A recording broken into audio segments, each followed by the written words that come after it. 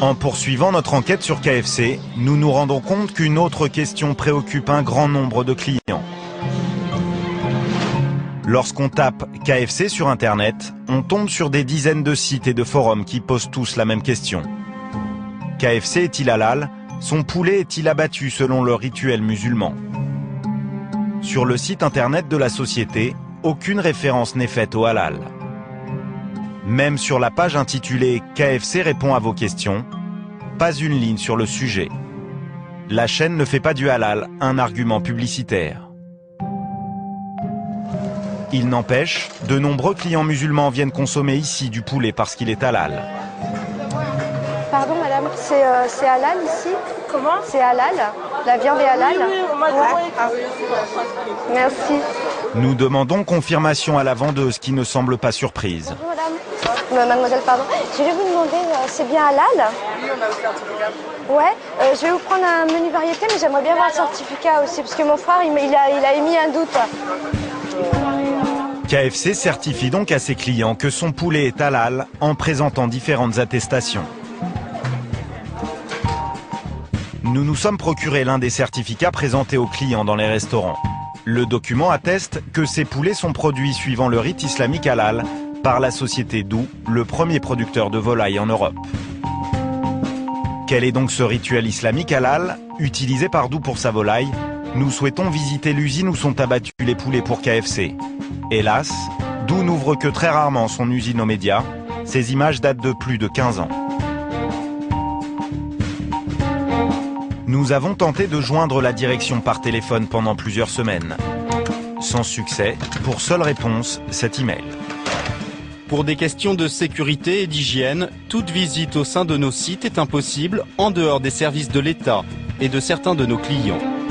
Le responsable de la communication ajoute: Vos informations mettant en doute le caractère halal de nos volailles sont erronées. Comment expliquer alors toutes ces rumeurs de tromperie sur Internet? Pour savoir quelles méthodes les abattoirs doivent employer pour que leur viande mérite l'appellation halal, nous nous rendons dans une usine de la Drôme. Kamel Kaptan nous accompagne, il est le recteur de la Grande Mosquée de Lyon, l'une des 3 mosquées qui fait autorité en France sur la certification halal.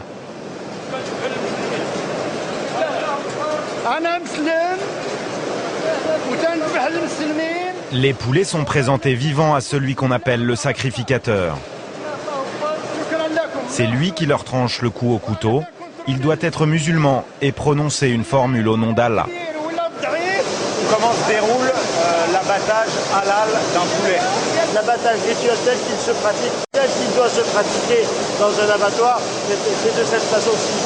Le rituel, c'est un acte de foi. Il fait partie de la foi musulmane, le fait d'égorger. On égorge au nom d'Allah. C'est un acte humain et ce n'est pas un acte mécanique. Les 2 autres grandes mosquées contactées, celles de Paris et d'Évry, nous fournissent exactement la même définition du halal. L'abattoir Dou respecte-t-il scrupuleusement ce rituel? Pour le savoir, nous contactons une employée de l'abattoir où sont produits les poulets destinés à KFC. Vous pouvez m'expliquer précisément comment ils sont tués?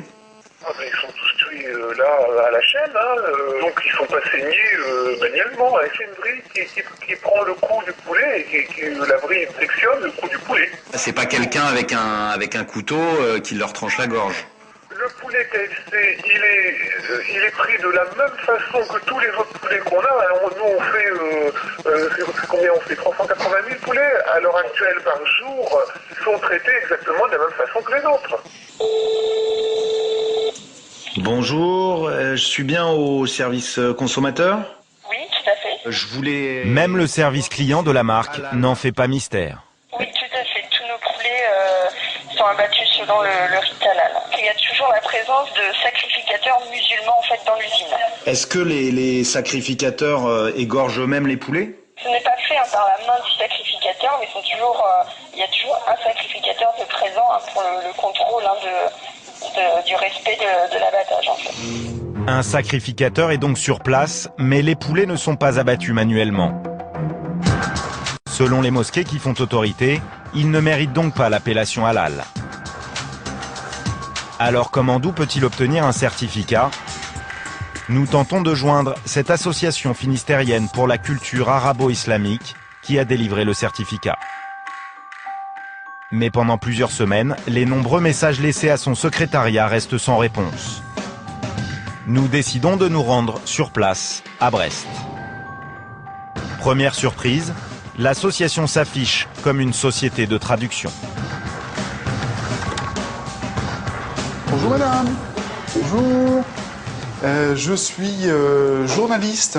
Oui. Je viens vous voir parce qu'on essaie de vous joindre et de joindre le président de l'association depuis un moment au téléphone. Je pense que là, il est absent pour l'instant. On ne peut pas vous donner de renseignements probants, exacts, voilà. Oui, mais vous savez des choses quand même. Vous savez comment ça se passe ici ou pas? Parce que j'ai l'impression que vous vous occupez de rien, quoi. Ou, Ah si, mais non, je sais pas. Hein, c'est la traduction, donc c'est pour ça que je D'accord. peux pas me permettre. Et vous, c'est plus la viande halal, j'imagine, Ah, non, moi, c'est c'est ça? le secrétariat, voilà. Parce que je rappelle quand même que la viande halal, il faut quand même sacrifier les poulets avec un sacrificateur. Enfin, c'est fait à la main. Alors que dans le groupe 12, c'est fait avec des machines. Oui, mais ça, justement, je pense qu'il y a un débat après. Non, c'est pas les on-dit, mais bon, il y a. C'est donc vous, c'est vrai ou c'est pas vrai?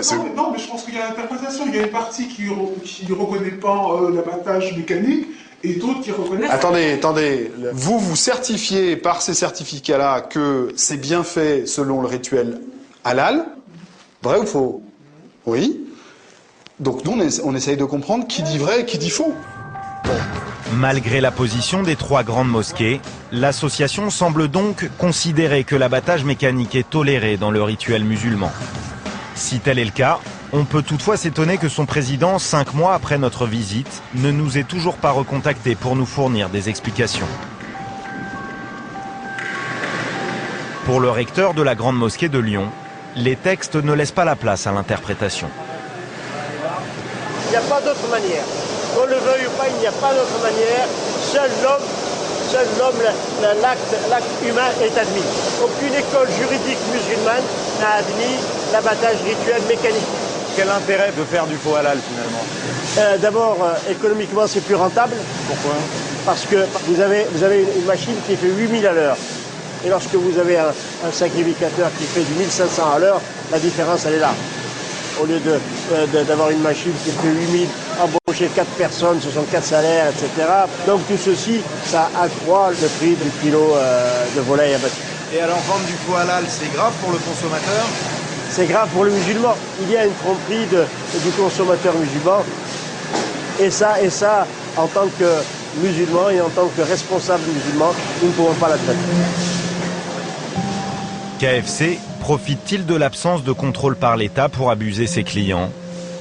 Ou bien la chaîne est-elle victime d'un certificateur peu scrupuleux? La marque accepte de nous donner son point de vue. Est-ce que KFC aujourd'hui est absolument certain que le poulet qu'il vend aux clients est halal? Absolument certain.